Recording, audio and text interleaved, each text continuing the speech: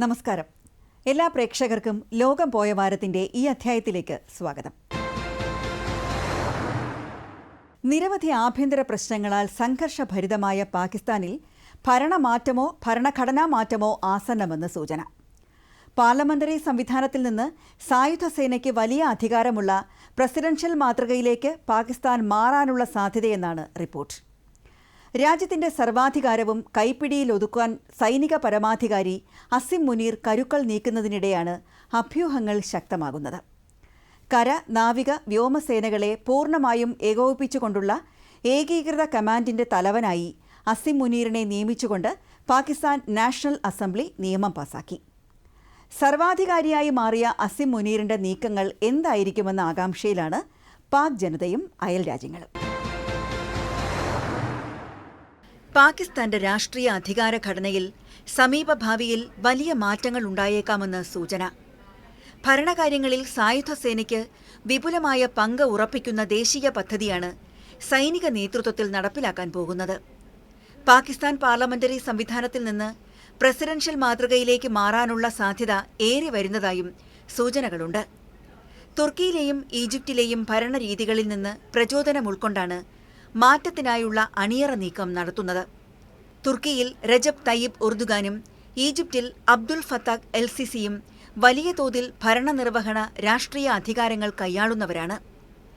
കൂടുതൽ ശക്തമായ അധികാരമുള്ള പ്രസിഡന്റ് പദവി വേഗത്തിലുള്ള തീരുമാനങ്ങൾക്കും നയരൂപീകരണത്തിൽ മികച്ച തുടർച്ച ഉറപ്പാക്കുന്നതിനും സഹായിക്കുമെന്നാണ് പാക് സൈനിക മേധാവിയായ അസിം മുനീറിന്റെ കണക്കുകൂട്ടൽ. ഭരണകൂടമെടുക്കുന്ന പ്രധാനപ്പെട്ട തീരുമാനങ്ങളിൽ സൈന്യത്തെയും ഒരു തുല്യ പങ്കാളിയാക്കുക എന്ന നിർദ്ദേശമാണ് ഏറ്റവും ശ്രദ്ധേയം. പാകിസ്ഥാന്റെ രാഷ്ട്രീയത്തിലും വിദേശ നയത്തിലും സൈന്യം ചരിത്രപരമായി തന്നെ വലിയ സ്വാധീനം ചെലുത്തിവരുന്നുണ്ട്. സാമ്പത്തിക അസ്ഥിരത, ഉയർന്ന കടബാധ്യത, രാഷ്ട്രീയ ധ്രുവീകരണം, തുടർച്ചയായി അധികാരത്തിലെത്തിയ സിവിലിയൻ സർക്കാരുകളുടെ പ്രവർത്തനക്ഷമതയെക്കുറിച്ചുള്ള ആശങ്കകൾ എന്നിവ പാകിസ്ഥാനെ അലട്ടുന്ന സാഹചര്യത്തിലാണ് ഈ നിർദ്ദേശങ്ങൾ ഉയർന്നു വന്നിരിക്കുന്നത്.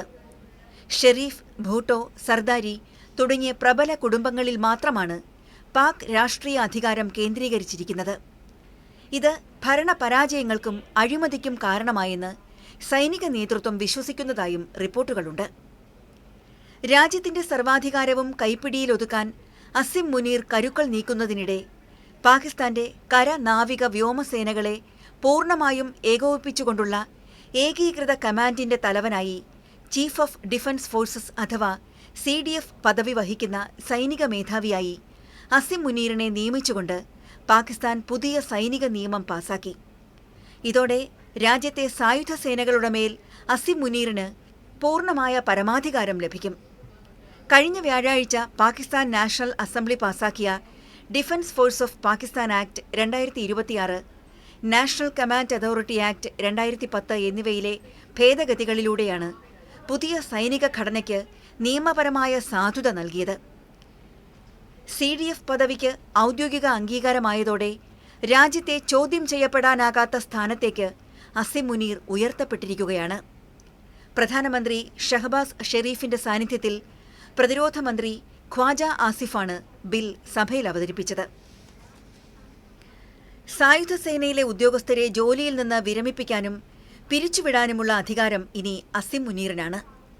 സേനാ ഉദ്യോഗസ്ഥരെ നിർബന്ധിച്ച് രാജിവെപ്പിക്കാനും രാജിക്കത്ത് സ്വീകരിക്കാനും നിരസിക്കാനും സർവീസിൽ നിലനിർത്താനുമുള്ള പൂർണ്ണ അധികാരം അസിം മുനീറിനായിരിക്കും. കൂടാതെ ഉദ്യോഗസ്ഥരുടെ വിരമിക്കൽ പ്രായപരിധിയിൽ മാറ്റം വരുത്താനും ഇദ്ദേഹത്തിന് അധികാരമുണ്ട്. കര, നാവിക, വ്യോമസേനകളെ കൂടുതൽ കാര്യക്ഷമമായി സംയോജിപ്പിച്ച് പ്രവർത്തിപ്പിക്കാനും സായുധ സേനയുടെ സുപ്രധാന ഓപ്പറേഷനുകൾ നിയന്ത്രിക്കാനുമുള്ള ചുമതല ചീഫ് ഓഫ് ഡിഫൻസ് ഫോഴ്സിന് കീഴിലായിരിക്കും. ദേശീയ സുരക്ഷ, പ്രതിരോധം എന്നിവയുമായി ബന്ധപ്പെട്ട കാര്യങ്ങളിൽ പാകിസ്ഥാൻ പ്രധാനമന്ത്രിയുടെ പ്രധാന സൈനിക ഉപദേശകനായി ഇനി മുതൽ അസിം മുനീർ പ്രവർത്തിക്കും. പുതുതായി രൂപീകരിക്കുന്ന പ്രതിരോധ സേനാ ആസ്ഥാനം മുനീറിന്റെ നേരിട്ടുള്ള നിയന്ത്രണത്തിലായിരിക്കും. കഴിഞ്ഞ വർഷം പാകിസ്ഥാൻ പാസാക്കിയ 27ാം ഭരണഘടനാ ഭേദഗതിയുടെ തുടർച്ചയായാണ് ഈ പുതിയ നിയമനിർമ്മാണം. നേരത്തെ ഉണ്ടായിരുന്ന chairman joint chiefs of staff committee എന്ന പദവിക്ക് പകരമാണ് സേനാ മേധാവിക്ക് തന്നെ പൂർണ്ണ ചുമതലയുള്ള ചീഫ് ഓഫ് ഡിഫൻസ് ഫോഴ്സസ് എന്ന പുതിയ തസ്തിക നിലവിൽ വന്നത്. അണ്വായുധങ്ങൾ ഉൾപ്പെടുന്ന തന്ത്രപ്രധാന വിഭാഗത്തിന്റെ ഏകോപനത്തിനായി commander of the national strategic command എന്ന പുതിയ 4-സ്റ്റാർ തസ്തികയും രൂപീകരിച്ചിട്ടുണ്ട്. ജനറൽ സയ്യിദ് ആമിർ റാസയെ കഴിഞ്ഞ മാസം ഈ പദവിയിലേക്ക് നിയമിച്ചിരുന്നു. പുതിയ സൈനിക ഘടന നടപ്പിലാക്കുന്നതിൽ ഉണ്ടാകുന്ന തടസ്സങ്ങൾ നീക്കാൻ പാകിസ്ഥാൻ പ്രസിഡന്റിന് പ്രത്യേക അധികാരം നൽകുന്ന വ്യവസ്ഥയും പുതിയ നിയമത്തിലുണ്ട്. അതിനിടെ പാകിസ്ഥാൻ സൈന്യം സ്വന്തം രാജ്യത്തെ ജനങ്ങൾക്ക് നേരെ മിസൈൽ ആക്രമണം നടത്തി എന്ന ആരോപണവും ഉയർന്നിരിക്കുകയാണ്. പാക് സൈന്യം ബലൂചിസ്ഥാനിൽ നടത്തിയ വ്യോമാക്രമണത്തിൽ 30 പേർ കൊല്ലപ്പെട്ടു എന്നാണ് റിപ്പോർട്ട്. കഴിഞ്ഞയാഴ്ച ഗിദാൻ ഗോന്ധൻ പ്രദേശത്താണ് പാക് വ്യോമസേന മിസൈൽ ആക്രമണം നടത്തിയതെന്ന് ബലൂചിസ്ഥാൻ സ്വാതന്ത്ര്യ പോരാട്ട നേതാവ് മിർ-യാർ ബലൂച്ച് ആരോപിച്ചു. ആക്രമണത്തിൽ സ്ത്രീകളും കുട്ടികളും അടക്കമുള്ള സാധാരണക്കാരാണ് കൊല്ലപ്പെട്ടത്. പാക് വ്യോമസേന പ്രയോഗിച്ച മിസൈലിന്റെ അവശിഷ്ടങ്ങളുടെ ചിത്രങ്ങളും എക്സിൽ മിർ-യാർ ബലൂച്ച് പോസ്റ്റ് ചെയ്തു. സംഭവം രാജ്യാന്തര കോടതിയിൽ പരാതിയായി എത്തിക്കുമെന്നും അദ്ദേഹം അറിയിച്ചു. എന്നാൽ മിസൈൽ ആക്രമണത്തെ ബോംബ് സ്ഫോടനം എന്ന രീതിയിലാണ് പാകിസ്ഥാൻ മാധ്യമങ്ങളടക്കം നൽകിയതെന്നും രാജ്യാന്തര സമൂഹത്തെ തെറ്റിദ്ധരിപ്പിക്കാനാണ് നീക്കമെന്നും മിർ-യാർ പ്രതികരിച്ചു. പാകിസ്ഥാൻ ഭീകരതയുടെ നിഷേധിക്കാനാവാത്ത തെളിവുകളാണ് തങ്ങൾ ലോകത്തിനു മുന്നിൽ വച്ചതെന്നും ബലൂച്ച് നേതാക്കൾ ആരോപിച്ചു. അതേസമയം മിസൈൽ ആക്രമണം നടത്തി എന്ന റിപ്പോർട്ടുകൾ പാക് സൈന്യം തള്ളി. സ്ഫോടക വസ്തുക്കളുമായി ബലൂച്ച് ഭീകരർ സഞ്ചരിച്ച വാഹനം പൊട്ടിത്തെറിച്ചുണ്ടായ സ്ഫോടനത്തെയാണ് വ്യോമാക്രമണമായി ചിത്രീകരിച്ചതെന്നും പാക് സൈന്യം ന്യായീകരിച്ചു. ലോകത്ത് ഭീകരാക്രമണം നടക്കുന്ന രണ്ടാമത്തെ രാജ്യമായ പാകിസ്ഥാന്റെ 4 പ്രവിശ്യകളിലും ആഭ്യന്തര സംഘർഷം ശക്തമാണ്. അടുത്ത മാസം വ്യത്യസ്ത മേഖലകളിൽ നിന്ന് 2 ലോങ് മാർച്ചുകൾ തലസ്ഥാനമായ ഇസ്ലാമാബാദിലേക്ക് നടത്തുമെന്ന പ്രഖ്യാപനം വന്നതോടെ പാക് ഭരണകൂടം സമ്മർദ്ദത്തിലായി. ജമ്മുകശ്മീർ ഇന്ത്യയുടെ അവിഭാജ്യ ഘടകമാണെന്ന US നയതന്ത്ര പ്രതിനിധിയുടെ പ്രഖ്യാപനവും പാകിസ്ഥാന് വൻ തിരിച്ചടിയായി. ആഭ്യന്തര പ്രതിസന്ധി രൂക്ഷമാകുന്നതിനിടെ തടവിലാക്കപ്പെട്ട മുൻ പ്രധാനമന്ത്രി ഇമ്രാൻഖാൻ വീണ്ടും പാക് രാഷ്ട്രീയത്തിൽ ശ്രദ്ധാകേന്ദ്രമാകുന്നു. അസുഖബാധിതനായ ഇമ്രാന്റെ ബന്ധുക്കളും അദ്ദേഹത്തിന്റെ പാർട്ടിയായ PTIയും നിരന്തരം ആവശ്യപ്പെട്ടതോടെ സുപ്രീംകോടതി ഇമ്രാനെ ആശുപത്രിയിൽ പ്രവേശിപ്പിക്കാൻ ഉത്തരവിട്ടു. എന്നാൽ ആരോഗ്യവാനാണെന്ന് ഡോക്ടർമാർ സ്ഥിരീകരിച്ചുവെന്ന ന്യായം പറഞ്ഞ് മണിക്കൂറുകൾക്കുള്ളിൽ ഇമ്രാനെ വീണ്ടും ജയിലിലടച്ചു. സുപ്രീംകോടതി ഉത്തരവ് ലംഘിച്ച് അദ്ദേഹത്തെ സ്വകാര്യ ആശുപത്രിയിൽ പ്രവേശിപ്പിക്കാതെ വീണ്ടും തടവറയിൽ അടച്ചതിനെതിരെ രാജ്യവ്യാപകമായി പ്രതിഷേധവുമായി മുന്നിട്ടിറങ്ങിയിരിക്കുകയാണ് PTI പ്രവർത്തകർ. ഇമ്രാനെ ജയിലിൽ ഏകാന്ത തടവിൽ പാർപ്പിച്ച് മാനസികമായി പീഡിപ്പിക്കുന്നതിനെതിരെ സെപ്റ്റംബർ 26-ന് ഇസ്ലാമാബാദിലേക്ക് ലോങ് മാർച്ച് നടത്താൻ ആഹ്വാനം ചെയ്തിരിക്കുകയാണ് PTI. ജയിലിൽ വച്ച് ഇമ്രാന് എന്തെങ്കിലും സംഭവിച്ചാൽ രാജ്യവ്യാപകമായ ജനരോഷത്തിനും അത് രാഷ്ട്രീയ സ്ഥിരത സങ്കീർണമാക്കാനും സാധ്യതയുണ്ട്. ക്രിക്കറ്റിൽ നിരവധി തിരിച്ചുവരവുകൾ നടത്തിയിട്ടുള്ള ഇമ്രാൻ രാഷ്ട്രീയത്തിലും അത് ആവർത്തിക്കുമെന്നാണ് രാഷ്ട്രീയ വിദഗ്ധരുടെ വിലയിരുത്തൽ. അതിനിടെ അമേരിക്കയുമായി ചങ്ങാത്തമുറപ്പിക്കാൻ എന്ത് വിട്ടുവീഴ്ചയ്ക്കും വഴങ്ങിക്കൊടുക്കുന്ന പാകിസ്ഥാന് വീണ്ടും നാണക്കേടുണ്ടാക്കിയിരിക്കുകയാണ് ഇന്ത്യയിലെ US അംബാസഡർ സെർജിയോ ഗോറിന്റെ പ്രസ്താവന. ജമ്മുകശ്മീർ ഇന്ത്യയുടെ ഏറ്റവും വലിയ അവിഭാജ്യ ഭാഗമാണെന്ന സെർജിയോ ഗോറിന്റെ തുറന്നുപറച്ചിൽ അന്താരാഷ്ട്ര തലത്തിൽ വലിയ രാഷ്ട്രീയ നയതന്ത്ര ചർച്ചകൾക്ക് വഴിവെച്ചത് പാകിസ്ഥാനെ കടുത്ത അമർഷത്തിലാക്കിയിരിക്കുകയാണ്. ശ്രീനഗർ സന്ദർശനത്തിനിടെ ജമ്മുകശ്മീർ മുഖ്യമന്ത്രി ഒമർ അബ്ദുള്ളയുമായി നടത്തിയ കൂടിക്കാഴ്ചയ്ക്ക് ശേഷം സെർജിയോ ഗോർ മാധ്യമങ്ങളോട് സംസാരിച്ചപ്പോഴാണ് ജമ്മുകശ്മീർ ഇന്ത്യയ്ക്ക് എത്രത്തോളം പ്രധാനപ്പെട്ടതാണെന്ന് വെളിപ്പെടുത്തിയത്. ഗോറിന്റെ പ്രസ്താവനയ്ക്ക് പിന്നാലെ വെട്ടിലായ പാക് അധികൃതർ പാകിസ്ഥാനിലെ US മിഷന്റെ താൽക്കാലിക ചുമതല വഹിക്കുന്ന നതാലി ബേക്കറിനെ വിളിച്ചുവരുത്തി വിശദീകരണം തേടിയിട്ടുണ്ട്. നിരന്തരമായ ഭീകരാക്രമണങ്ങളും സാമ്പത്തിക പരാധീനതകളും പാക് ഭരണകൂടത്തെ സമ്മർദ്ദത്തിലാക്കുന്നതിനിടെയാണ് ഭരണമാറ്റത്തിന് പാക് രാഷ്ട്രീയം സാക്ഷ്യം വഹിക്കുമെന്ന പ്രചാരണം ശക്തമാകുന്നത്. പാകിസ്ഥാനിലെ യുവാക്കൾ നിലവിലെ വ്യവസ്ഥിതിയിൽ ഒട്ടും തൃപ്തരല്ല. പാർലമെന്റിലോ നീതിന്യായ വ്യവസ്ഥയിലോ യുവാക്കൾക്ക് വിശ്വാസം നഷ്ടപ്പെട്ട അവസ്ഥയിലാണ്. പ്രശ്നങ്ങളുടെ തീച്ചൂളയിൽ സർക്കാർ നിൽക്കുമ്പോഴാണ് അടുത്ത മാസം 27-ന് ഇസ്ലാമാബാദിലേക്ക് മാർച്ച് നടത്തുമെന്ന് ഖൈബർ പക്തൂൺഖ്വ പ്രവിശ്യ മുഖ്യമന്ത്രി സുഹൈൽ അഫ്രീദി പ്രഖ്യാപിച്ചത്.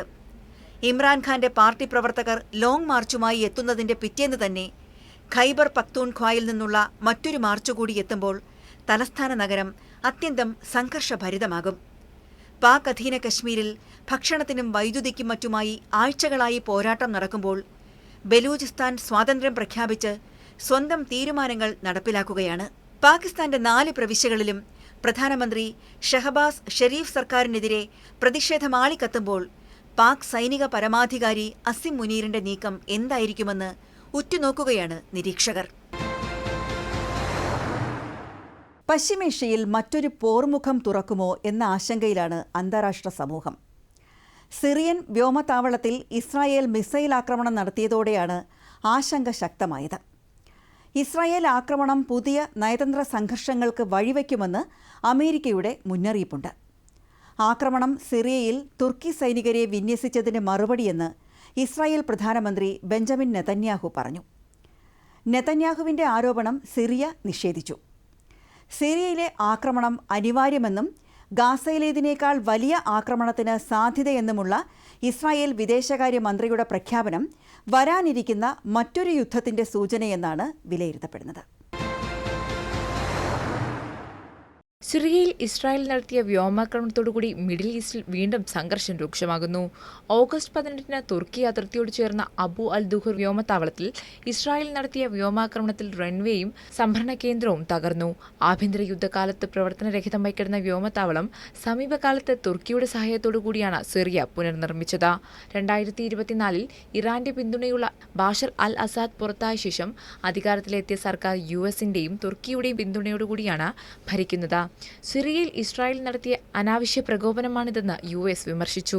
അബു അൽ ദുഹുർ വ്യോമതാവളത്തിൽ ഇസ്രായേൽ നടത്തിയ ആക്രമണം അമേരിക്കൻ ഭരണകൂടത്തിനും പ്രതിസന്ധി സൃഷ്ടിച്ചിരിക്കുകയാണ്. തുർക്കിയുമായി അമേരിക്ക ബന്ധം ശക്തിപ്പെടുത്തുന്നതിനിടെ ഇസ്രായേൽ നടത്തിയ ആക്രമണം മേഖലയിൽ പുതിയ നയതന്ത്ര സംഘർഷങ്ങൾക്ക് വഴിവെച്ചേക്കാമെന്നാണ് നിരീക്ഷകരുടെ വിലയിരുത്തൽ. എന്നാൽ തുർക്കി സൈന്യം സിറിയയിലെ വിന്യസിക്കുന്നതിനെ തടയാനാണ് ആക്രമണം നടത്തിയതെന്നാണ് ഇസ്രായേൽ പ്രധാനമന്ത്രി ബെഞ്ചമിൻ നെതന്യാഹു മാധ്യമങ്ങളോട് പറഞ്ഞിരിക്കുന്നത്. അലപ്പോക്ക് സമീപനം തുർക്കി സൈനികരെ വിന്യസിക്കാൻ സിറിയ അനുമതി നൽകിയത് ഇസ്രായേലും സിറിയയും തമ്മിലെ ധാരണ ലംഘിക്കുന്നു എന്നതാണ് ബെഞ്ചമിൻ നെതന്യാഹുവിന്റെ പ്രതികരണം. തുർക്കി സൈനിക സാന്നിധ്യം തങ്ങളുടെ സുരക്ഷയ്ക്ക് ഭീഷണിയാകുമെന്ന് സിറിയയ്ക്ക് പലതവണ മുന്നറിയിപ്പ് നൽകിയിരുന്നതായും നെതന്യാഹു വ്യക്തമാക്കി. ആക്രമണത്തിന് പിന്നാലെ സിറിയ ഇസ്രായേലിനെ രൂക്ഷമായി വിമർശിച്ച് രംഗത്തെത്തി. ആക്രമണം സിറിയയുടെ പരമാധികാരത്തിന്റെയും അഖണ്ഡതയുടെയും വ്യക്തമായ ലംഘനമാണെന്ന് സിറിയൻ വിദേശകാര്യ മന്ത്രാലയം പറഞ്ഞു. ഇസ്രായേൽ വ്യോമാക്രമണം നടത്തിയ അബു അൽ ദുഹർ വ്യോമത്താവളത്തിൽ സൈനിക പരിശീലനത്തിന്റെയും വിശാലമായ സൈനിക സഹകരണത്തിന്റെയും ഭാഗമായി തുർക്കി സൈനികർ സന്ദർശിച്ചിരുന്നു എന്നതല്ലാതെ സൈനിക താവളമോ സങ്കേതമോ സ്ഥാപിക്കാൻ ഒരു പദ്ധതിയുമില്ലായിരുന്നുവെന്ന് സിറിയൻ വിദേശകാര്യമന്ത്രി ആസ്ദുൽ ഷൈബാനി വ്യക്തമാക്കി. ഈ വ്യോമത്താവളം സിറിയൻ വ്യോമസേനയുടെ ഉപയോഗത്തിനായി പുനർനിർമ്മിച്ചുകൊണ്ടിരിക്കുകയാണെന്നും അദ്ദേഹം അവകാശപ്പെട്ടു. ആക്രമണത്തെ അപലപിച്ച ജോർദാനും ഖത്തറും സിറിയയ്ക്കെതിരായ ഇസ്രായേൽ ആക്രമണം അവസാനിപ്പിക്കണമെന്ന് ആവശ്യപ്പെട്ടു. വിഷയത്തിൽ അന്താരാഷ്ട്ര സമൂഹം നടപടി സ്വീകരിക്കണമെന്ന ആവശ്യം ഉയർത്തിയിരിക്കുകയാണ് തുർക്കിയും. അതേസമയം സിറിയയിലെ ആക്രമണം അനാവശ്യമാണെന്നും അത് ഗാസയിലേതിനേക്കാൾ ശക്തമാണെന്നും ഇസ്രായേൽ വിദേശകാര്യമന്ത്രി ഗിഡിയൻ സാറിന്റെ പ്രഖ്യാപനം മറ്റൊരു പോർമുഖം കൂടി തുറന്നിരിക്കുന്നതിന്റെ വ്യക്തമായ സൂചനയാണ് നൽകുന്നത്. ഇറാനേക്കാൾ ഇപ്പോൾ വലിയ വെല്ലുവിളി ഉയർത്തുന്നത് തുർക്കിയും സിറിയയുമാണെന്ന നിലപാടിലാണ് ഇസ്രായേൽ.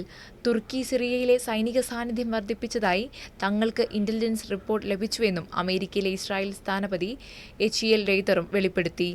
തുർക്കിയിലെയോ സിറിയയിലെയോ യുദ്ധമോ സംഘർഷമോ വർദ്ധിപ്പിക്കണമെന്ന് തങ്ങൾക്ക് യാതൊരു ഉദ്ദേശവുമില്ല എന്നും എന്നാൽ അവർ പരിധി ലംഘിച്ചിരിക്കുകയാണെന്നും എച്ചിയൽ റെയ്തർ ജെറുസലേം പോസ്റ്റിന് നൽകിയ അഭിമുഖത്തിൽ വ്യക്തമാക്കി.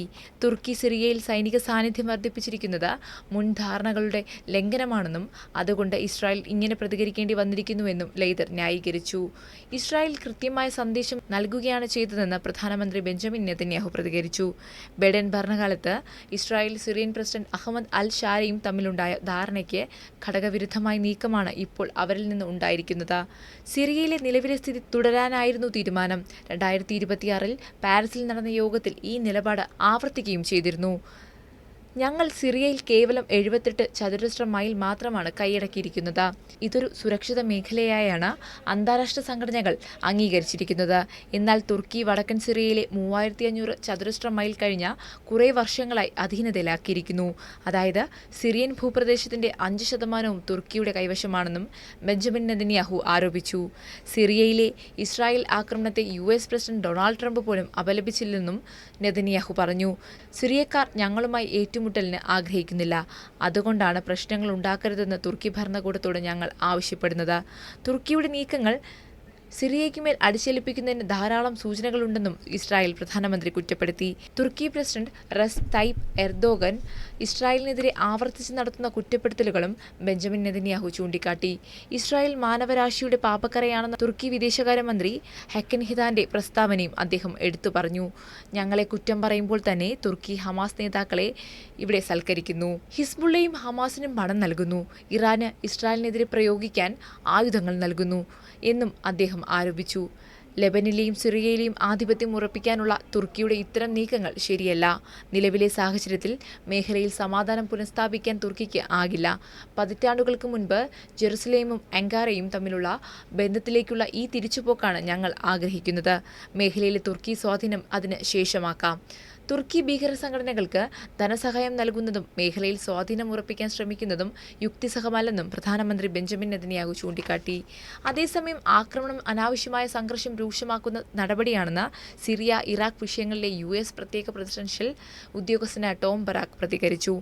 ആക്രമണം മേഖലയിൽ സ്ഥിരത കൈവരിക്കാൻ സഹായിക്കുന്നതല്ലെന്നും ഇസ്രായേലുമായുള്ള സംഘർഷം കുറയ്ക്കാൻ സിറിയ അടുത്തിടെ നടത്തിയ ശ്രമങ്ങൾക്ക് തിരിച്ചടിയാകുമെന്നും ബറാക്ക് പറഞ്ഞു. കൂടുതൽ സൈനിക നടപടികളിലേക്ക് നീങ്ങാതെ സംയമനം പാലിച്ച് ചർച്ച തുടരുന്നതാണ് കൂടുതൽ ഫലപ്രദമായ മാർഗമെന്ന് അമേരിക്ക വിശ്വസിക്കുന്നതായും അദ്ദേഹം വ്യക്തമാക്കി. അതിനിടെ ഇസ്രായേൽ പ്രധാനമന്ത്രി ബെഞ്ചമിൻ നെതന്യാഹുവിനെതിരെ റെഡ് നോട്ടീസ് പുറപ്പെടുവിപ്പിക്കണമെന്ന് തുർക്കി ആവശ്യപ്പെട്ടു. ഗാസയിലേക്ക് മാനുഷിക സഹായവുമായി പോയ ഗ്ലോബൽ സുമത് ഫ്ലോട്ടിലെ കപ്പലുകൾക്ക് നേരെ അന്താരാഷ്ട്ര സമൂഹത്തിൽ വെച്ച് നടത്തിയ ആക്രമണത്തിന്റെ പശ്ചാത്തലത്തിലാണ് നടപടി. നെതന്യാഹുവിനും ഉന്നത ഉദ്യോഗസ്ഥനായ അഫെക്സ് മൊസേക്കോവിച്ചിനുമെതിരെ ഇന്റർപോൾ റെഡ് നോട്ടീസ് പുറപ്പെടുവിക്കണമെന്ന് തുർക്കി നീതിന്യായ മന്ത്രി അഖിൻ ഗുർലേക്ക് ആണ് ആവശ്യപ്പെട്ടത്. അന്താരാഷ്ട്ര തലത്തിൽ അവരെ പിടികൂടുന്നതിനായി ഇന്റർപോൾ റെഡ് നോട്ടീസ് തേടാൻ നീതിന്യായ മന്ത്രാലയം ആവശ്യപ്പെട്ടു. മനുഷ്യത്വരഹിതമായ കുറ്റകൃത്യങ്ങൾ, വംശഹത്യ, നിയമവിരുദ്ധമായി തടഞ്ഞുവയ്ക്കൽ, പീഡനം തുടങ്ങിയ കുറ്റങ്ങളിലാണ് അവർ വിചാരണ നേരിടേണ്ടത്. എന്തായാലും പശ്ചിമേഷ്യൻ സംഘർഷം കൂടുതൽ രാജ്യങ്ങളിലേക്ക് പടരുമോ എന്ന ആശങ്കയിലാണ് അന്താരാഷ്ട്ര സമൂഹം. ലോകത്തെ എന്നും വിസ്മയപ്പെടുത്തുന്നതാണ് ഗ്രേറ്റ് മൈഗ്രേഷൻ എന്നറിയപ്പെടുന്ന കെനിയയിലെ മൃഗങ്ങളുടെ ദേശാടനം. ഇതേ കൗതുകവും വിസ്മയവുമാണ് വടക്കേ അമേരിക്കയിലെ മൊണാർക്ക് ശലഭങ്ങളുടെ ദേശാടനം. സെപ്റ്റംബർ ആദ്യ ആഴ്ചയോടെ ദേശാടനത്തിനുള്ള ഒരുക്കത്തിലാണ് ശലഭങ്ങൾ. വലിപ്പത്തിൽ ചെറുതാണെങ്കിലും സമുദ്രങ്ങൾക്കും പർവ്വതങ്ങൾക്കും മുകളിലൂടെ പറന്ന് മൊണാർക്ക് ശലഭങ്ങൾ പിന്നിടുന്നത് 4000-ലേറെ കിലോമീറ്ററുകളാണ്. മൊണാർക്ക് ശലഭങ്ങളുടെ സഞ്ചാരം നിരീക്ഷിക്കാൻ സോളാർ റേഡിയോ ബാക്ക്പാക്ക് ഘടിപ്പിച്ചു എന്ന വാർത്തയാണ് ഇത്തവണത്തെ ശലഭ ദേശാടനത്തിൻ്റെ പ്രത്യേകത. പ്രപഞ്ചത്തിലെ വിസ്മയ സൃഷ്ടിയെന്ന് വിശേഷിപ്പിക്കപ്പെടുമ്പോഴും സങ്കീർണമായ മൊണാർക്ക് ശലഭങ്ങളുടെ ദൈർഘ്യമേറിയ സഞ്ചാരത്തെക്കുറിച്ച് ഇനി അറിയാം. മനുഷ്യരെ എന്നും അതിശയിപ്പിക്കുന്നതാണ് ഉത്തര അമേരിക്കക്കാരായ മൊണാർക്ക് ശലഭങ്ങൾ. വർഷം തോറും മഞ്ഞു പൊഴിയുന്ന ഹേമന്തകാലത്ത് മൊണാർക്ക് ചിത്രശലഭങ്ങൾ നടത്തുന്ന ദേശാന്തര ഗമനം പ്രകൃതിയിലെ ഏറ്റവും വർണ്ണശബളമായ പ്രതിഭാസങ്ങളിലൊന്നായി കരുതിപ്പോരുന്നു. ഭൂമിയിലെ നിത്യവിസ്മയമായ മൊണാർക്ക് ചിത്രശലഭങ്ങളുടെ ദേശാടനം തുടങ്ങുന്നത് വടക്കൻ കാനഡ, അമേരിക്ക എന്നിവിടങ്ങളിൽ നിന്നാണ്. ലക്ഷ്യം തെക്ക് കാലിഫോർണിയയിലെയോ മെക്സിക്കോയിലെയോ ശൈത്യമേഖലകളാണ്. സെപ്റ്റംബർ മാസത്തിൽ ആരംഭിക്കുന്ന ദേശാടനം നവംബറോടെ മധ്യ മെക്സിക്കോയിൽ അവസാനിക്കും. ലക്ഷക്കണക്കിന് ശലഭങ്ങളാണ് മഹത്തായ ദേശാന്തര ഗമനത്തിൽ അംഗങ്ങളാകുന്നത്.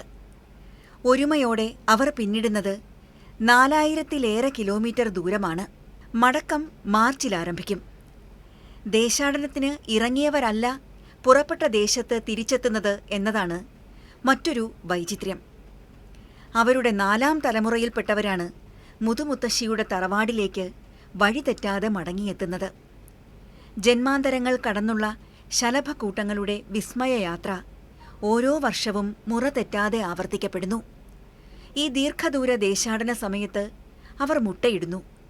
മുട്ടകൾ ശലഭങ്ങളായി വിരിയുന്ന തലമുറകൾ മുറ തെറ്റാതെ മുന്നോട്ട് നീങ്ങുന്നു. International union for conservation of nature അഥവാ IUCN 1.5 പതിറ്റാണ്ടുകൾക്ക് മുൻപ് മൊണാർക്ക് ശലഭങ്ങളെ വംശനാശ ഭീഷണി നേരിടുന്ന ജീവജാതികളുടെ വിഭാഗത്തിൽ ഉൾപ്പെടുത്തി. 2022 ജൂലൈ 21 ദേശാടനക്കാരായ നോർത്ത് അമേരിക്കൻ മൊണാർക്ക് ചിത്രശലഭങ്ങളെ തങ്ങളുടെ റെഡ് ലിസ്റ്റിലെ വംശനാശ ഭീഷണിയുള്ള ജീവികളുടെ കൂട്ടത്തിലേക്ക് മാറ്റിയ വിവരം IUCN പുറത്തുവിടുന്നത്. ആവാസ വ്യവസ്ഥകളുടെ നാശവും കാലാവസ്ഥാ വ്യതിയാനവുമൊക്കെയാണ് ഇവയുടെ നിലനിൽപ്പിനുള്ള ഭീഷണിയായി സംഘടന പറയുന്നത്. മൊണാർക്ക് ചിത്രശലഭങ്ങളുടെ ശാസ്ത്രീയ നാമം ഡാനസ് പ്ലക്സിപ്പസ് എന്നാണ്. 6 മുതൽ 8 മാസം വരെയാണ് ഇവരുടെ ശരാശരി ജീവിതകാലം. ഭൂമിയിൽ ഏറ്റവും എളുപ്പത്തിൽ തിരിച്ചറിയാൻ കഴിയുന്നതും വിശദമായി പഠനങ്ങൾ നടന്നിട്ടുള്ളതുമായ ചിത്രശലഭങ്ങളാണ് മൊണാർക്കുകൾ. ഓറഞ്ച് വർണ്ണത്തിലുള്ള ചിറകുകളിൽ കറുപ്പു വരകളാൽ നാട തുന്നിയിരിക്കുന്നു. ചിറകിന്റെ അതിരുകളിൽ വെളുത്ത കുത്തുകൾ കൂടി ചേരുമ്പോൾ ശലഭത്തിന് വശ്യതയാർന്ന ഭംഗിയാണ്. ഉത്തര ദക്ഷിണ അമേരിക്കകളാണ് ദേശമെങ്കിലും ഇഷ്ടസ്ഥലങ്ങളായ മിൽക്ക്വീഡ് ഉഷ്ണമേഖലകളിലേക്കും അവ കാണപ്പെടുന്നു. ലോകത്ത് എവിടെയും മൊണാർക്ക് ചിത്രശലഭങ്ങൾ കാണപ്പെടുന്നുണ്ട്. എന്നാൽ ദേശാടനക്കാരായ ഡാനസ് പ്ലക്സിപ്പസ് എന്ന ഉപജാതി ഉത്തര അമേരിക്കയുടെ മാത്രം സ്വന്തമാണ്. വിസ്മയാവഹമായ ദീർഘദൂര യാത്ര കൊണ്ടും ആവാസവ്യൂഹത്തിന്റെ സവിശേഷതകൾ കാരണവും മൊണാർക്ക് ചിത്രശലഭങ്ങൾ ജീവജാതി സംരക്ഷണത്തിന്റെ പോസ്റ്റർ ചൈൽഡായി അംഗീകരിക്കപ്പെട്ടിരിക്കുന്നു. ഇവയുടെ എണ്ണത്തിലുണ്ടാകുന്ന വൻ കുറവിന്റെ ഗൗരവം കണക്കിലെടുത്ത് കാനഡ, US, മെക്സിക്കോ എന്നീ രാജ്യങ്ങൾ ചേർന്ന് 2014 ചിത്രശലഭങ്ങളുടെ ദേശാടന പാതയെ സംരക്ഷിക്കാൻ ഒരു ടാസ്ക് ഫോഴ്സിന് രൂപം നൽകി. അനവധി പ്രകൃതി സംരക്ഷണ സംഘടനകൾ ഈ ടാസ്ക് ഫോഴ്സിന് ശക്തമായ പിന്തുണയാണ് നൽകിപ്പോരുന്നത്. വംശനാശ ഭീഷണി നേരിടുന്ന ദേശാടനം നടത്തുന്ന മൊണാർക്ക് ശലഭങ്ങളെ സംരക്ഷിക്കുന്നതിനും നിരീക്ഷിക്കുന്നതിനുമായി കാലിഫോർണിയയിൽ ശാസ്ത്രജ്ഞർ ഒരു പുതിയ സാങ്കേതികവിദ്യ വികസിപ്പിച്ചു. ശലഭങ്ങളുടെ പുറത്ത് വളരെ ചെറിയ സൗരോർജ്ജ റേഡിയോ ട്രാൻസ്മിറ്ററുകൾ ഘടിപ്പിക്കുകയും ഈ ചെറിയ ഉപകരണങ്ങൾ ഒരു റേഡിയോ ബാക്ക്പാക്ക് പോലെ പ്രവർത്തിക്കുകയും ചെയ്യും. മൊണാർക്ക് ശലഭങ്ങൾ ശൈത്യകാലത്ത് തങ്ങുന്ന പ്രദേശങ്ങളും തേൻ ശേഖരിക്കുന്ന സ്ഥലങ്ങളും കൃത്യമായി കണ്ടെത്തുകയാണ് പദ്ധതിയുടെ ലക്ഷ്യം. ഇതിലൂടെ ശലഭങ്ങളുടെ സഞ്ചാരം, ചെലവിടുന്ന സമയം, കാലാവസ്ഥയിലെ മാറ്റങ്ങൾ എങ്ങനെ ബാധിക്കുന്നു എന്നുള്ള കാര്യങ്ങളും ഗവേഷകർ പഠിക്കും. ശലഭത്തിന്റെ പുറത്ത് ഘടിപ്പിക്കുന്ന ഈ റേഡിയോ ടാഗുകൾ സൗരോർജ്ജം ഉപയോഗിച്ച് പ്രവർത്തിക്കുകയും റേഡിയോ തരംഗങ്ങളിലൂടെ വിവരങ്ങൾ കൈമാറുകയും ചെയ്യുന്നു. റേഡിയോ ടാഗ് വഹിക്കാൻ മതിയായ വലുപ്പമുണ്ടെന്ന് ഉറപ്പാക്കിയ ശേഷമാണ് ഉപകരണം ഘടിപ്പിക്കുന്നത്. ഇതുവഴി ഓരോ ശലഭവും എവിടേക്ക് സഞ്ചരിക്കുന്നു എന്നതിനെക്കുറിച്ചുള്ള വിവരങ്ങൾ ശേഖരിക്കാൻ കഴിയും. USFWSന്റെ സെൻട്രൽ കാലിഫോർണിയ കോസ്റ്റൽ പ്രോഗ്രാമും ഹാൾട്ട് ഹൗസ് ആൻഡ് മിഡ് എന്ന ജൈവ പരിസ്ഥിതി കൺസൾട്ടിംഗ് സ്ഥാപനവും ചേർന്നാണ് പദ്ധതി നടപ്പാക്കുന്നത്. പ്രൊജക്ട് മൊണാർക്ക് ആപ്പ് ഉപയോഗിച്ച് ടാഗ് ഘടിപ്പിച്ച ശലഭങ്ങളുടെ സഞ്ചാരത്തെക്കുറിച്ചുള്ള മാപ്പ് പരിശോധിക്കാനും സ്വന്തം നിരീക്ഷണങ്ങൾ രേഖപ്പെടുത്താനും പൊതുജനങ്ങൾക്കും അവസരമൊരുക്കിയിട്ടുണ്ട്. ലാർവയിൽ നിന്ന് ശലഭങ്ങളായി പറന്നിറങ്ങുന്ന കാലത്തിനനുസരിച്ചായിരിക്കും മൊണാർക്ക് ശലഭങ്ങൾ അടുത്ത നീക്കം എന്തെന്ന് തീരുമാനിക്കുന്നത്. ശലഭങ്ങളായി രൂപാന്തരം നടക്കുന്നത് വസന്തത്തിലോ വേനലിന്റെ ആരംഭത്തിലോ ആണെങ്കിൽ ദിവസങ്ങൾക്കുള്ളിൽ അവർ പ്രത്യുൽപാദനം ആരംഭിക്കും. ശലഭങ്ങൾ വിരിയുന്നത് വേനലിന്റെ അവസാനമോ മഴക്കാലത്തോ ആണെങ്കിൽ ഇനി വരാൻ പോകുന്നത് ഹേമന്തമാണെന്ന് മനസ്സിലാക്കി അവറ്റകൾ ഗ്രീഷ്മദേശങ്ങൾ തേടി ദേശാടനം നടത്തും. ദീർഘമായ ദേശാന്തര ഗമനം നടത്താൻ മൊണാർക്ക് ചിത്രശലഭങ്ങൾക്ക് പ്രകൃതി പ്രത്യേക കഴിവുകൾ അനുഗ്രഹിച്ചു നൽകിയിട്ടുണ്ട്. സൂര്യനെയാണ് ഈ ശലഭങ്ങൾ ഗതി നിയന്ത്രണത്തിന് പ്രധാനമായും ആശ്രയിക്കുന്നത്. കാലാവസ്ഥാ മാറ്റത്തിനനുസരിച്ച് മുന്നോട്ട് ഗമിക്കാൻ അവർക്ക് പ്രകൃതിയായുള്ള ഒരു മാഗ്നറ്റിക് കോമ്പസ് സ്വന്തമായുണ്ട്.